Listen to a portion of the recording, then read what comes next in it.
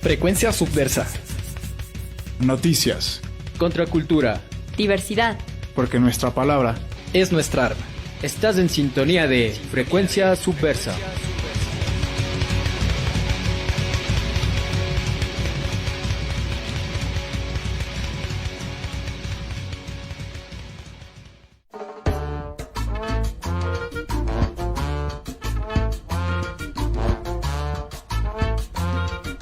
Hola con todos y con todas, bienvenidos y bienvenidas una vez más a su programa Frecuencia Subversa, porque nuestra palabra es nuestra arma, transmitiendo como todos los días martes a través del dial de los 940 AM de Radio Casa de la Cultura. Hoy, martes 12 de mayo de 2020, nos encontramos aquí agradeciéndoles a todos y todas quienes ya nos están sintonizando a través de los distintos canales, ya sea por los 940 de Radio CCE o también por la aplicación que se la pueden descargar desde www.radio.cce.com, o también a quienes prefieren vernos y escucharnos a través de la transmisión en vivo desde nuestra fanpage de Facebook Frecuencia Subversa, como también, y que no se olviden también, si es que quieren, escuchar nuestro reprise a través de la plataforma de nuestros compañeros de la Conquista del Pan, esto los días jueves, 17 horas de Ecuador, 19 horas de Argentina, y también oportunidad para recordarles que puedan revisar cualquier entrevista, programa anterior de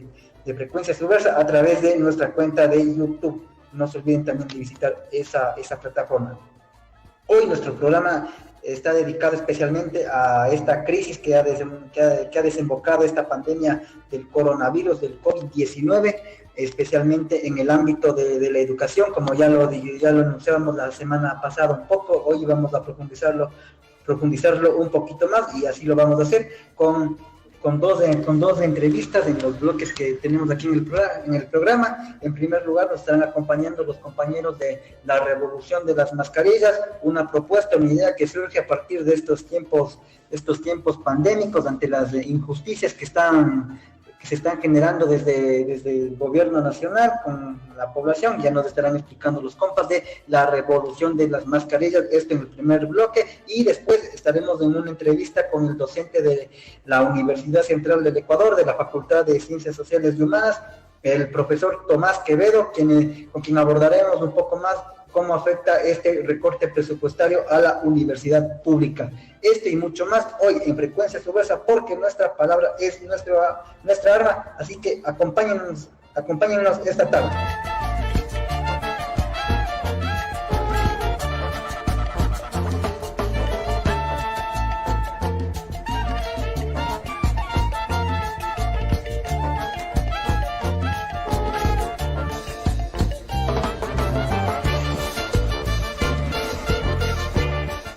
Hola con todos y todas, bienvenidas a un programa más de Frecuencia Subversa, porque nuestra palabra es nuestra arma, aquí con la entrevista especial del día de hoy en nuestro programa con los y las compas de la Revolución de las Mascarillas, una nueva iniciativa que nos estarán comentando y estaremos conversando con los compas. Ellos han venido también de la educación pública, de esta estructura de educación que ha estado dentro de nuestros territorios.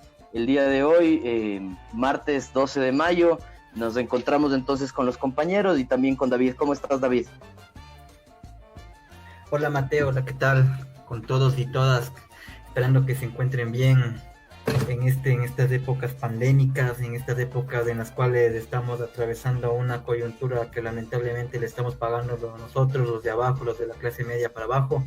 Y como lo decía Mateo, estamos hoy con unos invitados especiales, los compas de la Revolución de las Mascarillas, para abordar estos temas lamentables que estamos atravesando, especialmente con lo que ha significado esta reducción al presupuesto universitario.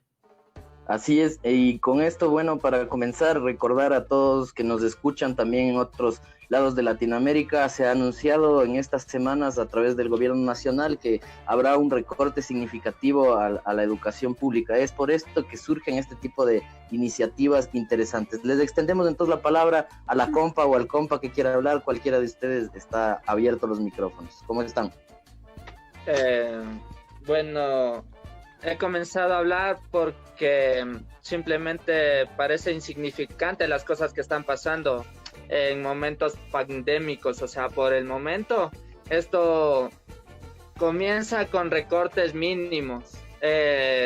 Ahorita ya estamos sufriendo con las cosas de acá del estudio. También vamos a ser explotados, muchachos. Pónganse pilas con esos en los trabajos. Vamos a tener explotación más que todo. No vamos a tener sueldos mínimos, no vamos a tener sueldos básicos. La explotación va por varios flancos. Ahorita, en el momento en que estamos en un momento de calma relativa, que tenemos que luchar y hacer algo nuevo, algo para que más concientizar. De eso se trata un chance el movimiento. Hemos sacado aquí algunos datos que nosotros nos hemos puesto a investigar y, o sea, es feo darte cuenta que la gente tiene placebos. El placebo número uno es el Facebook, pero también es un medio de comunicación. La televisión es otro placebo que hemos arrastrado con nosotros ya varios años. Entonces, no nos dejemos engañar, comuniquemos estas luchas que nosotros tenemos con nuestros compañeros, con nuestros amigos, con toda la gente que está ahí para colitar.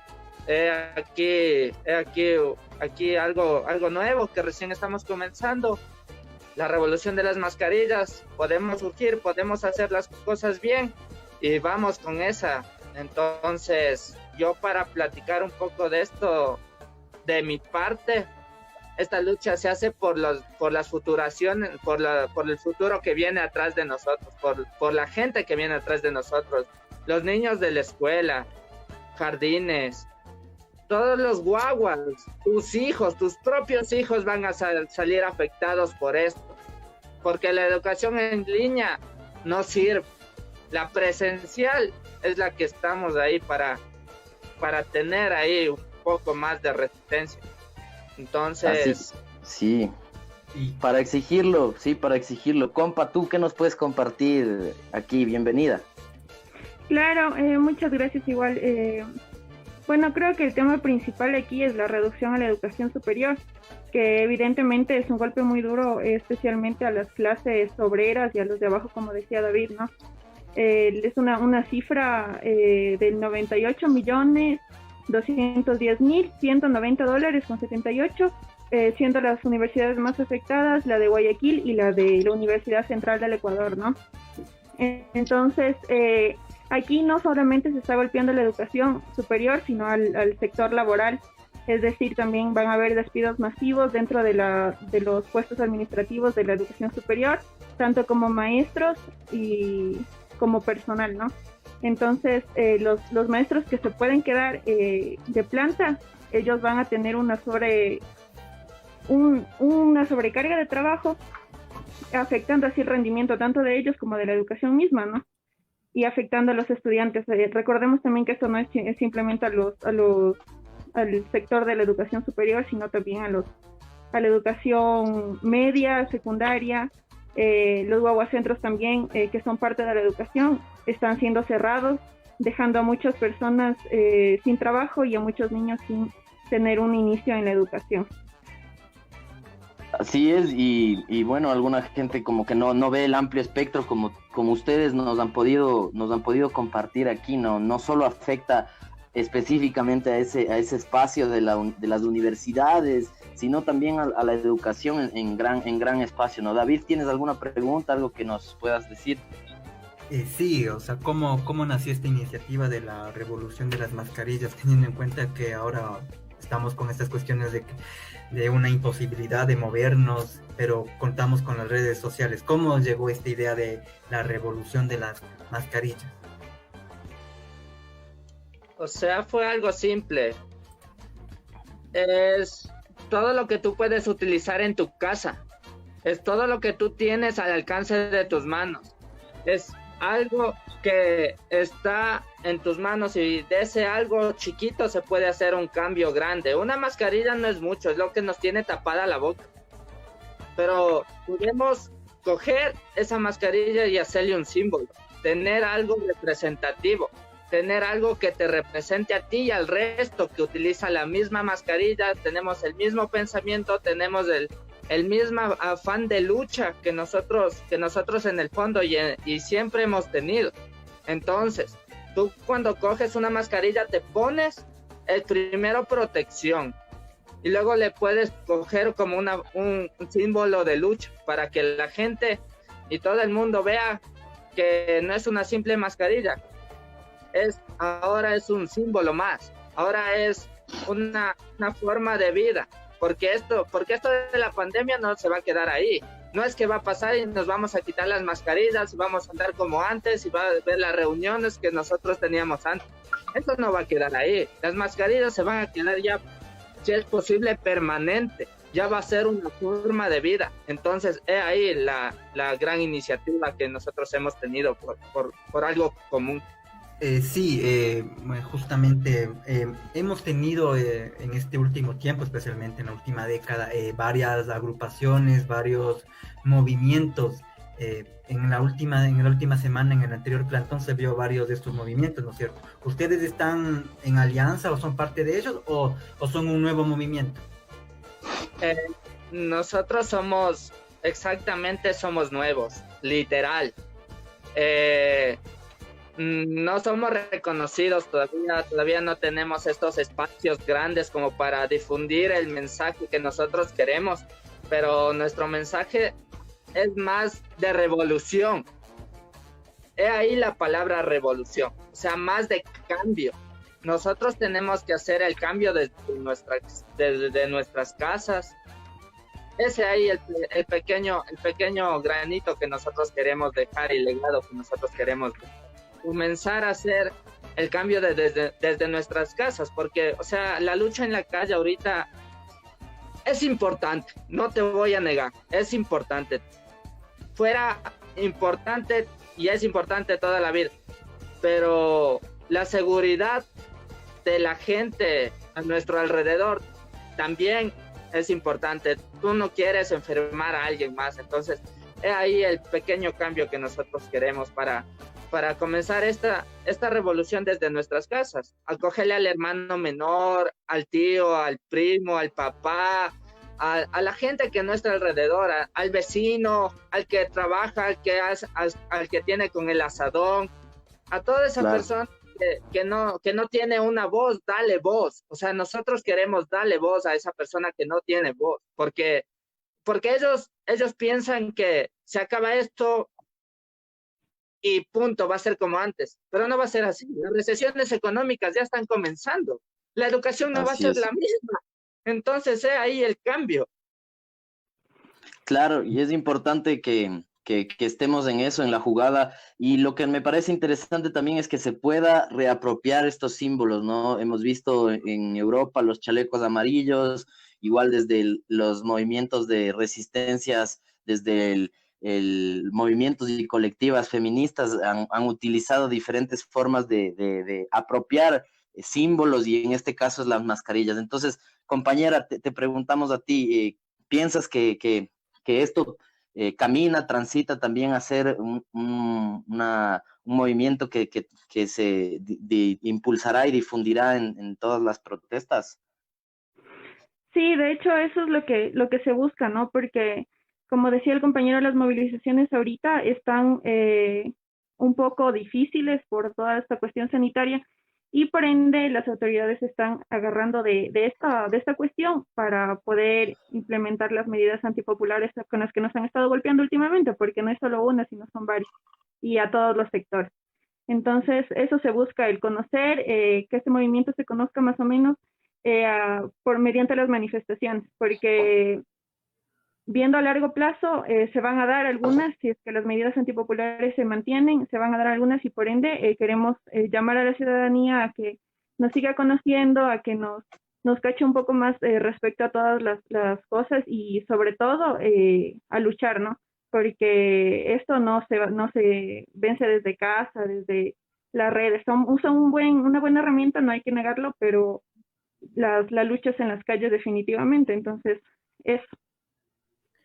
Sí, La pregunta para la compa, ¿tú cómo ves el movimiento estudiantil especialmente? Se dice que está muy fracturado por esta diversidad y heterogeneidad de muchos movimientos que se han conformado en los últimos años.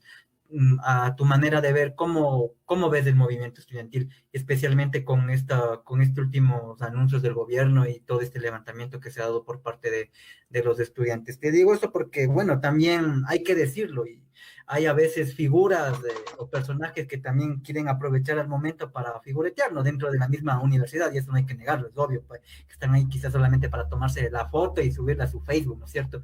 ¿Tú cómo ves el movimiento estudiantil en estos momentos? Exacto, justamente son los movimientos, son muchísimos movimientos que han surgido con ese fin, ¿no? De, no sé, catapultarse a algún puesto, de hacer conocidos, y, o sea, infinidad de cosas que al menos yo creo que son pura farándula. Entonces, yo creo mucho en el movimiento estudiantil porque es una fuerza muy grande, y frente a todo esto, yo me siento representada por todos los estudiantes de las universidades públicas, porque recordemos que la educación y todos estos sesgos que ha puesto el gobierno, por ejemplo, el examen del ser bachiller, simplemente lo que hace es reproducir la inequidad social, ¿no? Entonces, creo yo y me mantengo en que creo mucho en el movimiento estudiantil y en que siempre hay que saber diferenciar, sobre todo los que en verdad están aquí porque luchan, porque quieren estudiar, porque creen que la educación en línea no es una opción para nada buena, y porque quieren una educación presencial, pero con calidad sobre todo. Entonces hay que saber diferenciar los que sí quieren eso y los que simplemente se están catapultando, como te dije, a algún movimiento, no sé, politiquero o cosas así. Justamente tú hablabas de la educación en línea, ¿no? Y es algo que, no sé, pone como que un panorama medio de incertidumbre en varios de los estudiantes. ¿Por qué no la educación en línea, según su perspectiva? Porque, bueno, al menos yo aquí tengo una hermana que está en educación en línea y es evidente los huecos que te deja. Entonces, simplemente lo que se hace en el mejor de los casos, te dan educación mediante las diferentes plataformas como son Zoom o algunas otras por videollamada, ¿no? Ujú. Entonces, primero es algo que le corta las alas y las ganas del aprendizaje tanto al estudiante como al docente, porque no es una estrategia para nada pedagógica. El aprendizaje va a ser muy deficiente. Todos los estudiantes que salgan después de este año con todo este método de la educación en línea, pues su educación y su aprendizaje va a tener muchos huecos, muy empobrecida. Y bueno, recordemos que la educación presencial siempre va a ser la mejor, ¿no? Y la educación en línea definitivamente no es una opción. También hay que tener en cuenta que no todos los estudiantes tienen las mismas condiciones para poder conectarse.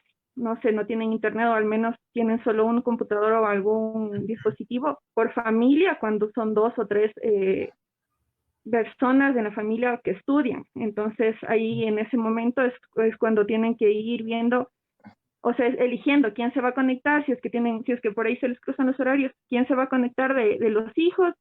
Y bueno, ahí la otra persona ya va a perder su oportunidad de estar en clases en línea. Entonces, hay que tener muy en cuenta eso, lo de los recursos, y lo que hizo el gobierno de dar tablets es totalmente indignante porque, primero, si es que no tiene internet en la casa, ¿qué van a hacer con una tablet? Segundo, o sea, es absurdo que les hayan dado esas tablets porque no tienen el conocimiento, porque si es que no tienen un dispositivo en la casa, obviamente no van a tener internet, no van a poder conectarse, y las zonas rurales sobre todo. Entonces, es algo bueno, Claro. yo considero muy atropellante respecto a la clase obrera y a los trabajadores.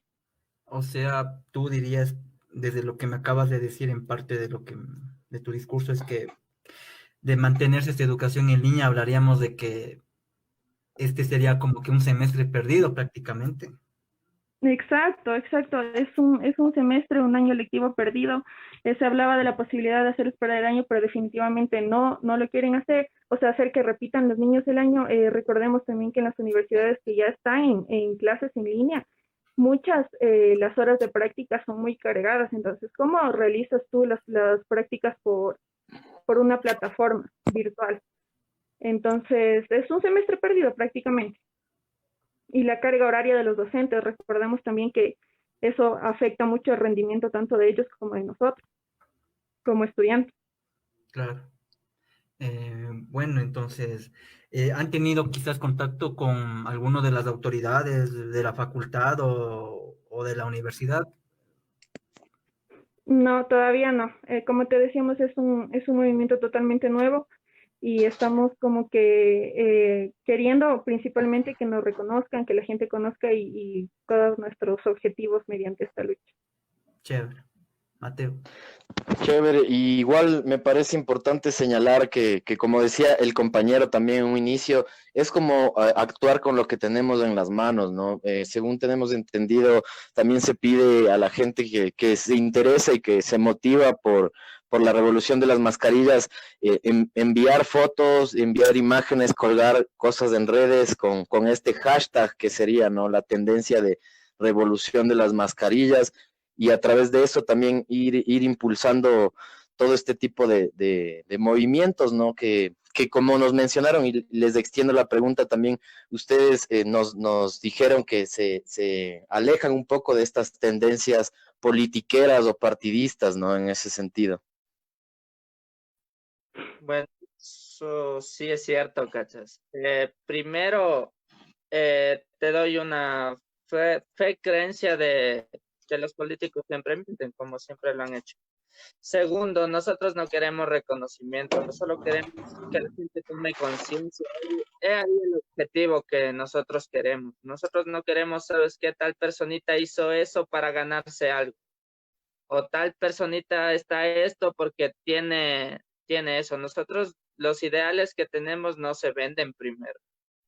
Eso es lo primordial que siempre espero de las personas, ¿cachas? Porque los ideales que uno tiene, los pensamientos que uno tiene, son para uno y es un legado que podemos entregarlos a todos, ¿cachas? O sea, sembrar algo es duro, comenzar desde abajo es duro, pero si te pones a pensar, cualquier lucha comienza así. Somos 4 pelagatos, mañana podemos ser 100, luego podemos ser miles y luego podemos ser cientos. La cuestión es comenzar. Nosotros lo estamos comenzando no por reconocimiento. Nosotros estamos comenzando esto porque en realidad creemos en una lucha consciente. Porque todo el mundo va, se toma fotos, bonito el cartel, se acabó el problema.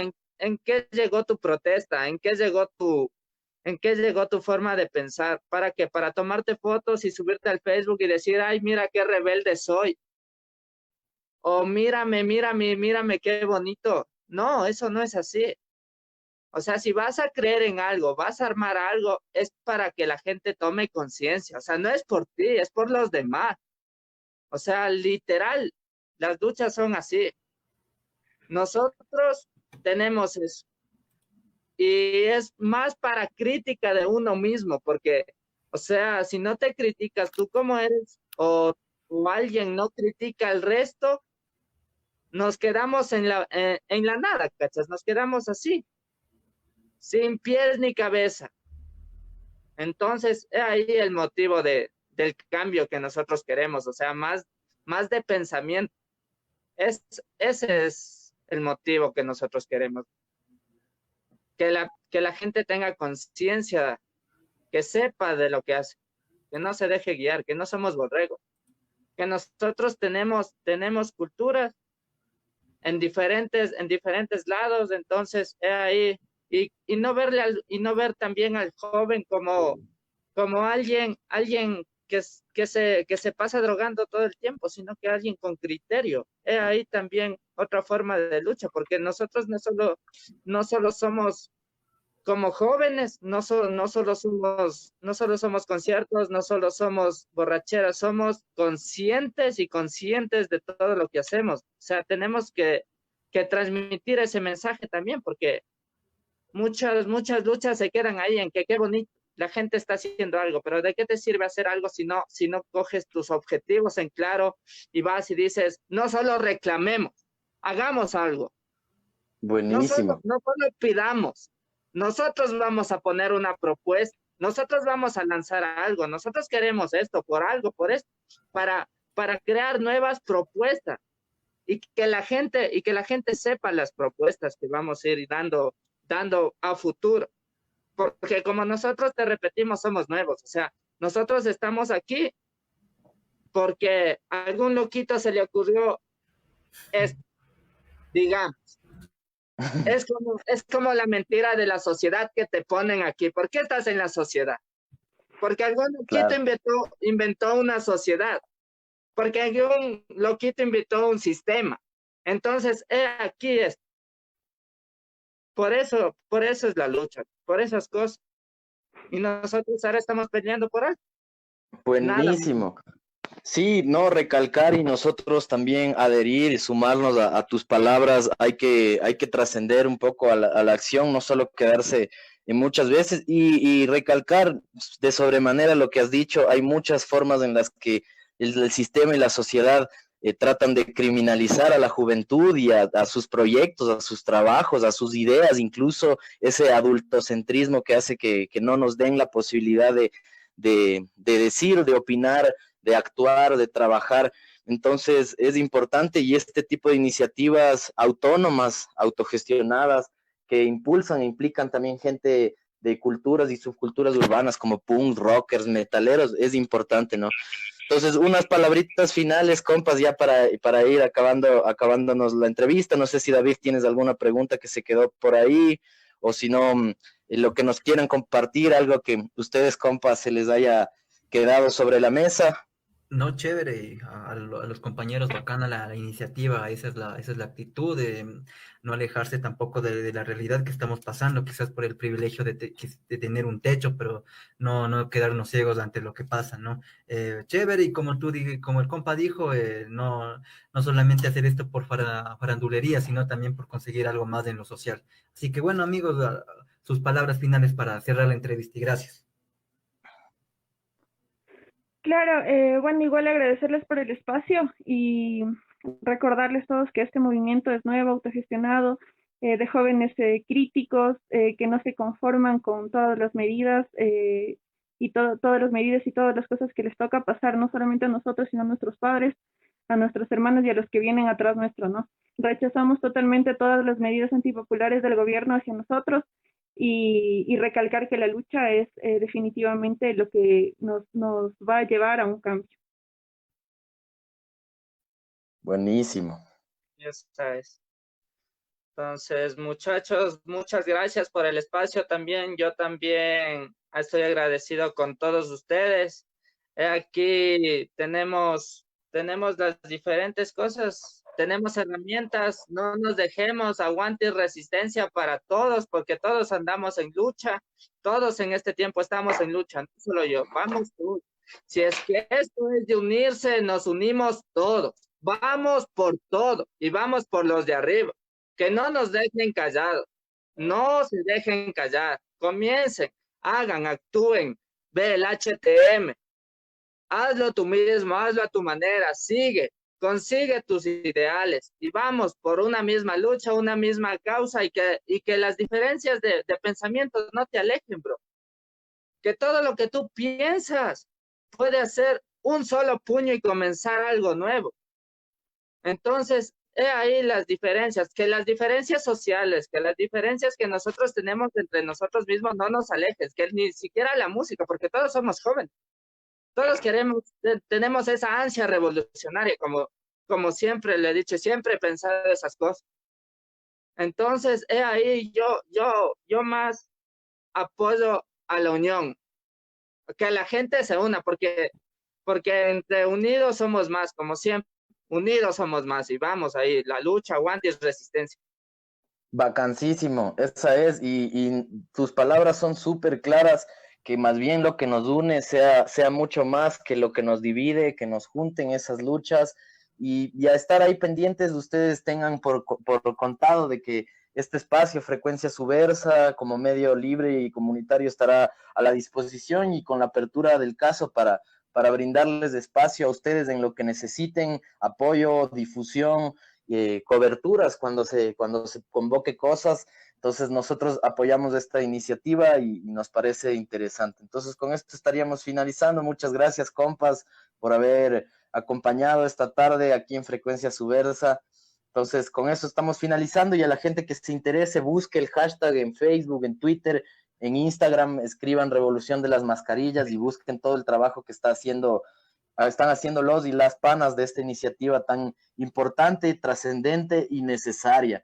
Entonces eso panas, bacanzazo, gracias. Entonces estamos hablando, nos seguiremos en contacto y en comunicación, y a través de las páginas de Frecuencia Subversa pueden buscar también información que compartiremos de la Revolución de las Mascarillas. Gracias, panas, chaos, entonces hablamos. Chao. Gracias. Estás en sintonía de Frecuencia Subversa.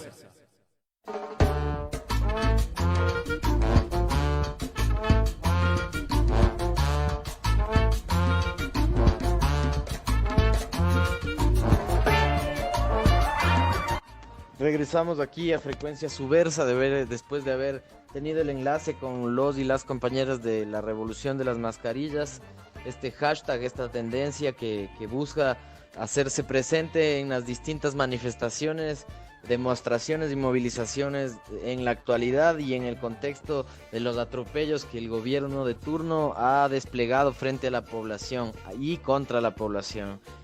Hablamos de los excesivos recortes que ha hecho al sector de la salud pública y al sector de la educación.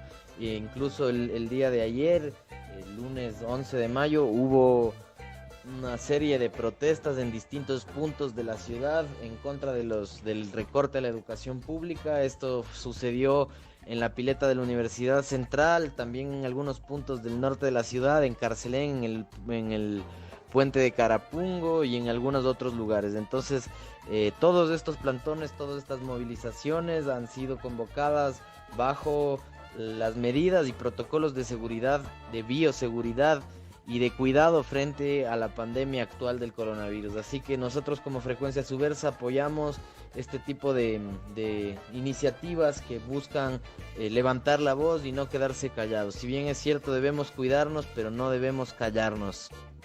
Damos paso así a la segunda entrevista que tenemos el día de hoy.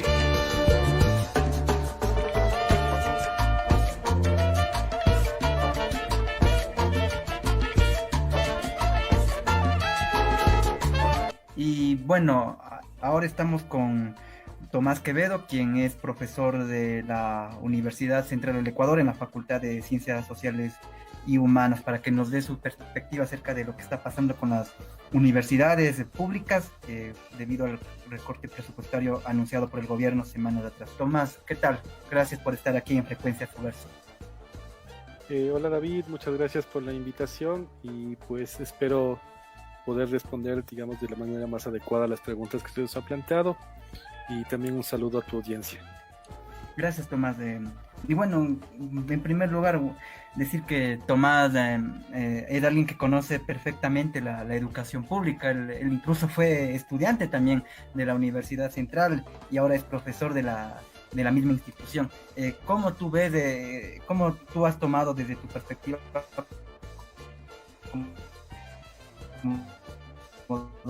te corta de la vida que estamos atravesando? Desde mi perspectiva personal, creo que la educación pública en primera instancia te abre las oportunidades, y abre oportunidades sobre todo a la gente que históricamente ha estado excluida de la educación superior.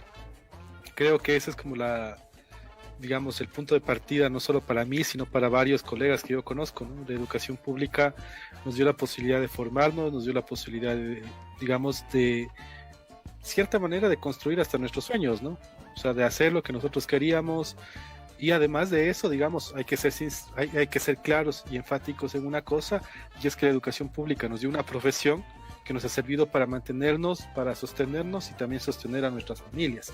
Y creo que ese es uno de los elementos centrales de la educación pública, que es el ampliar las oportunidades hacia gente que por lo general no ha podido entrar o no tiene las posibilidades de pagar una educación privada. Entonces yo creo que la educación pública es ese pilar que te permite democratizar, por un lado, un país, y por el otro te permite también generar, digamos, un conjunto de masa crítica formada, digamos, para aportar al desarrollo del país en las diversas áreas, digamos, que comprende una universidad y de las que necesita también un determinado territorio.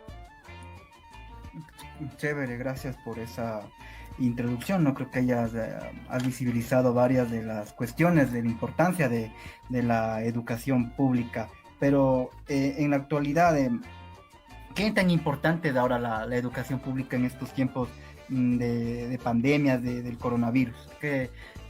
¿Cuáles son los aportes que puede dar la universidad pública en estos momentos, según tú? A ver, o sea, yo creo que el COVID ha demostrado una cosa fundamental, que sin 3 elementos sustanciales, un país, vamos, se va a la mano.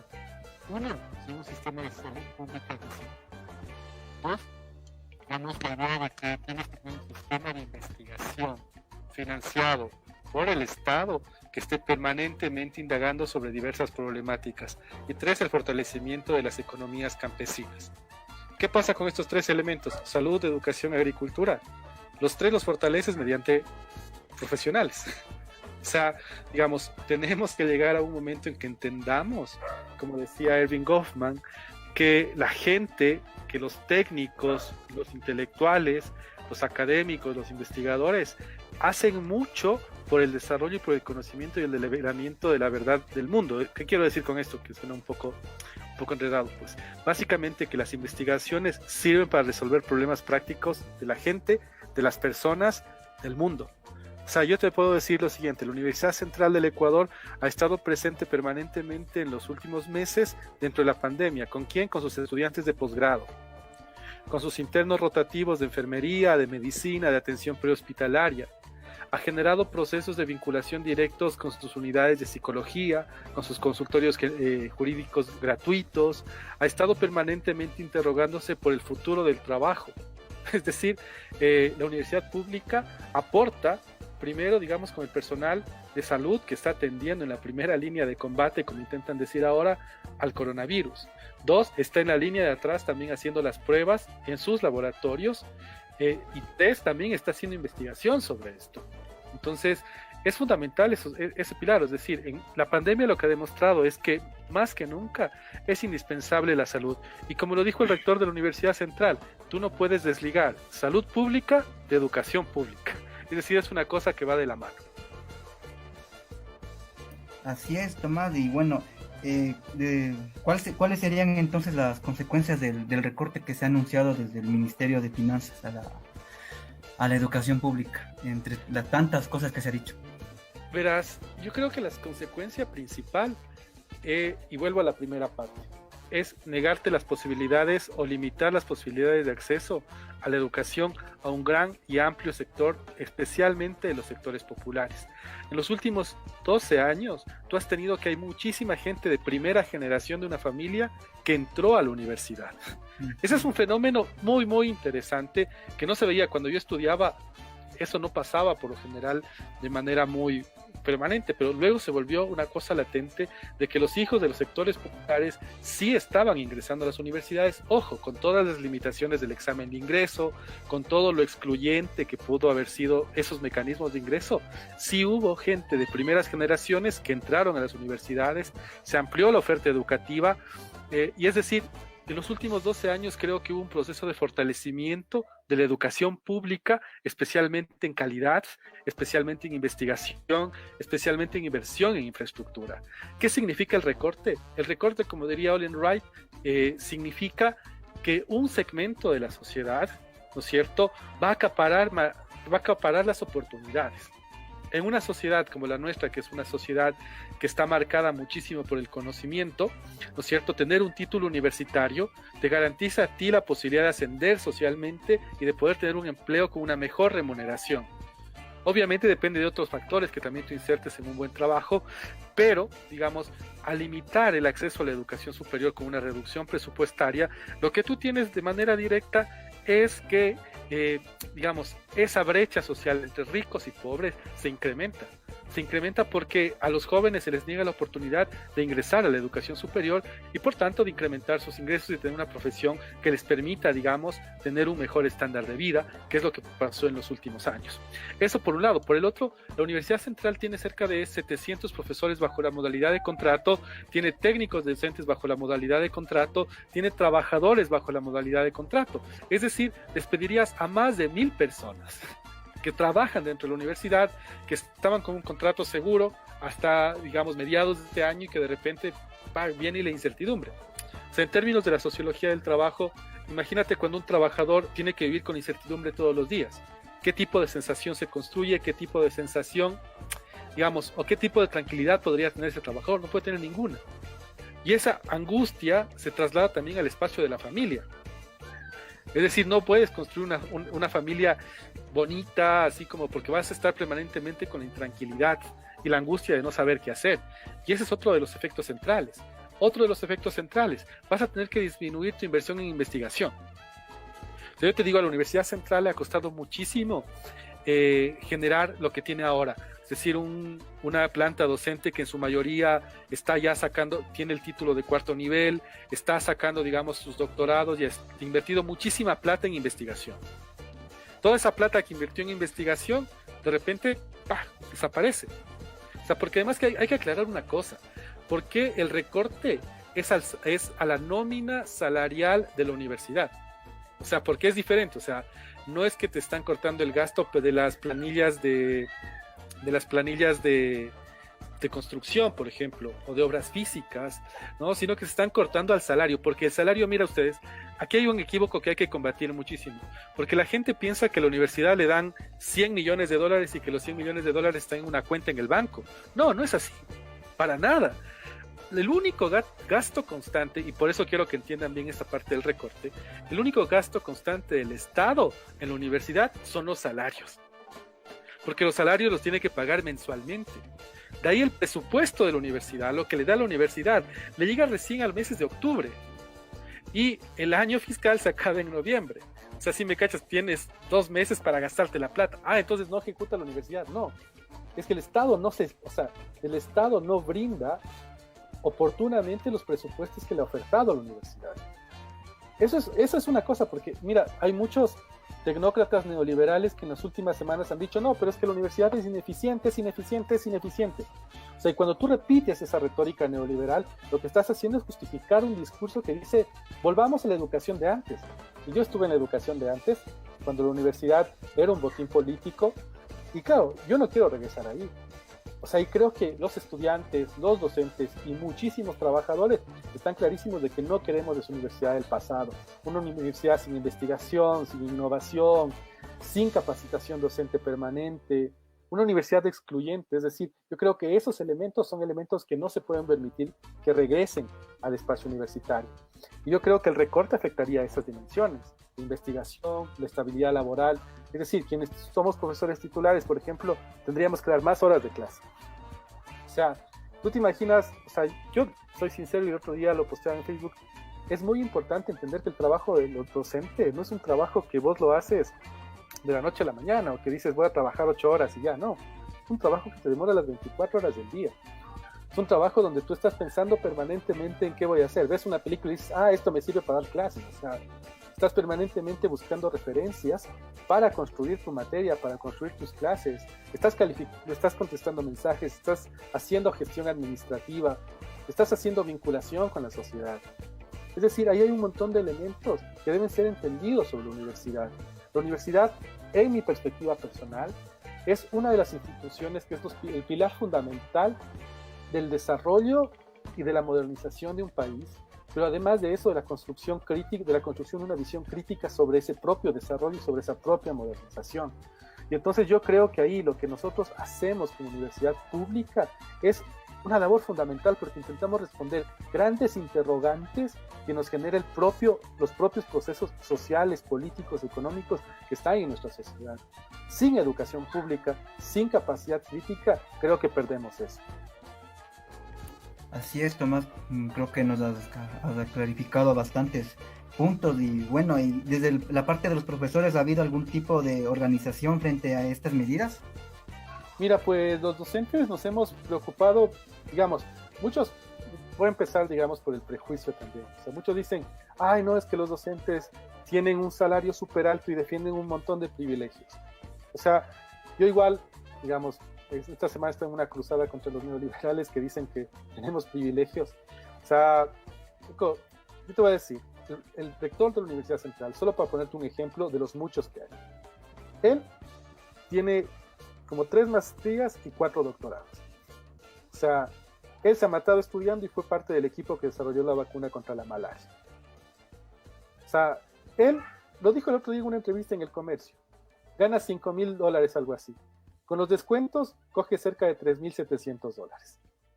Es decir, 3,700 por una persona que ha dedicado toda su vida a la enseñanza, toda su vida al ejercicio de la medicina. O sea, vos dices, o sea, si esta es una sociedad meritocrática, digámoslo así, o sea, tú has invertido toda tu vida para, digamos, y esa preparación y esa cualificación es lo que vale, digámoslo así. Te digo, uno invierte en su proceso de formación más de 10 años.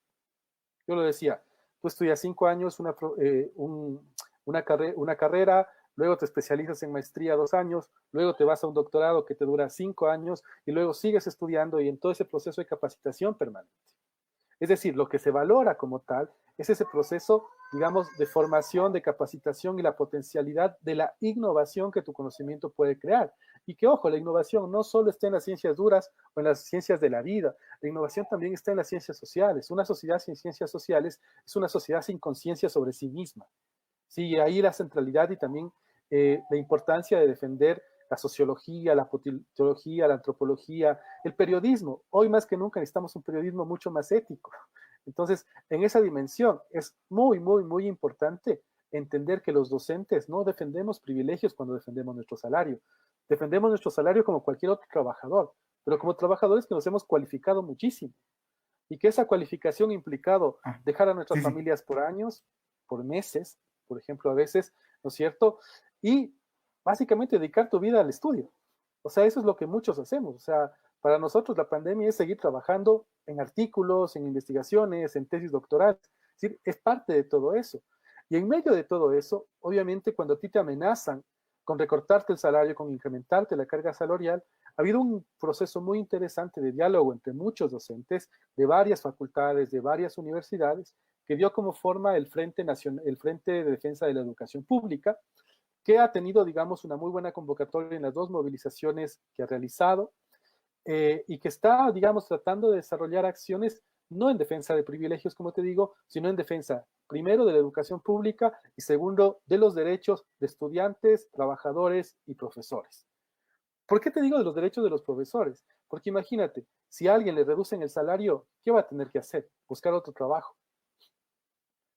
O sea, dictar 2 clases en una universidad, 2 en otra para complementar sus ingresos. ¿Y dónde queda la investigación?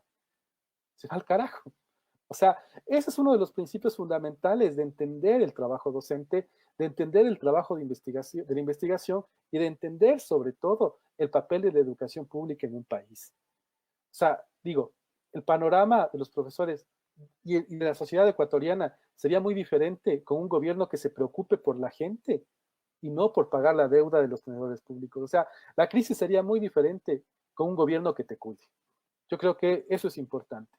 Y de ahí, digamos, lo que nosotros tenemos acá es como una posibilidad de agremiación docente que se ha ido construyendo sobre el camino, ¿no? Porque también es muy difícil organizar profesores por un montón de cuestiones, digamos, que están ahí, entre ellos la comodidad, digamos, mientras no te tocan el salario no te mueves, ¿no? Eso es una cuestión que nos ha costado mucho de levantar procesos organizativos con profesores, pero los docentes se han estado dando cuenta de eso y están ahora, yo creo que el 90% de los docentes del sistema público defendiendo la educación pública desde sus diferentes espacios, de sus asociaciones de profesores, desde sus federaciones de profesores, y digamos ya en espacios que llamamos donde no confluyen partidos políticos, como el Frente de la Defensa de la Educación Pública, pues también agrupándonos en esos espacios.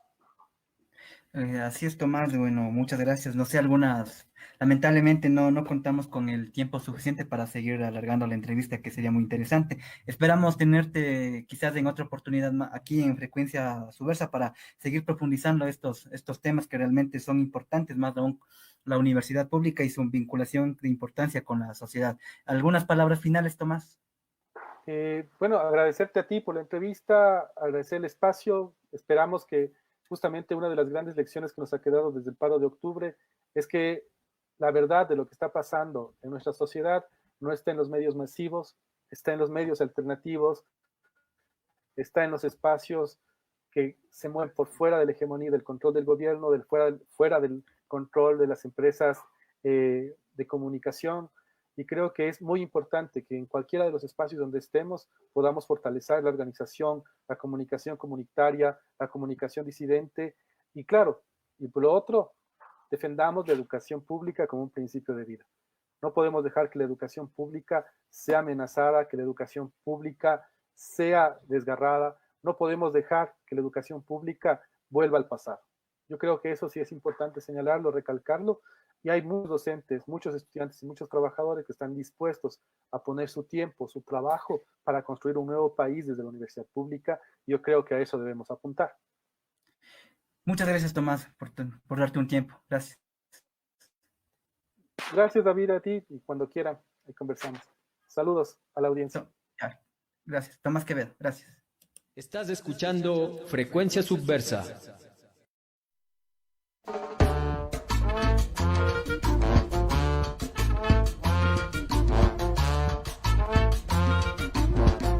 Y bueno, entonces, esas han sido las entrevistas que nos han brindado el día de hoy. Agradecer tanto a Tomás Quevedo como también a los compañeros de la Revolución de las Mascarillas.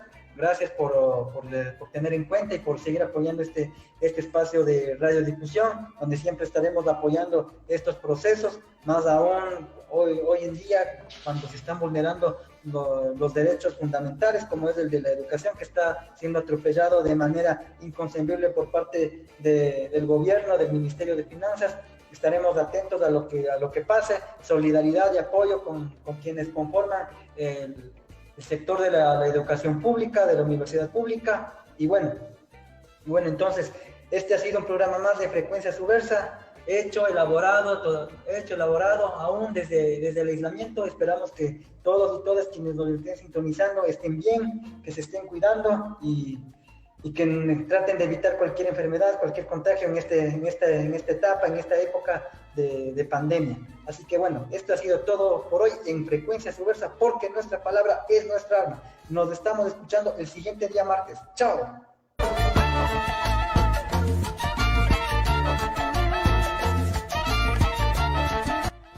Así es, hemos llegado al final del programa del día de hoy, de este martes 12 de mayo del 2020, este año del coronavirus que ha golpeado en distintas esferas, en distintos espectros a esta sociedad y bajo el cual nos estamos desarrollando y desenvolviendo. Retomar y recalcar que estar en aislamiento y estar bajo medidas de cuidados sanitarios no significa callarse, no significa volverse sumisos y sumisas frente a un Estado y a un sistema de represión y de desigualdades latentes y constantes. Con esto finalizamos el programa el día de hoy. Gracias, escúchenos en nuestra retransmisión el día jueves, así que en la Conquista del Pan, así que ahí nos estamos conversando esta misma semana.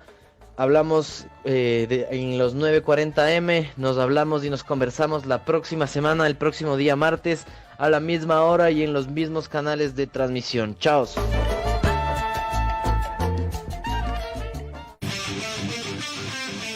Frecuencia Subversa, noticias, contracultura, diversidad, contrainformación, porque nuestra palabra es nuestra arma.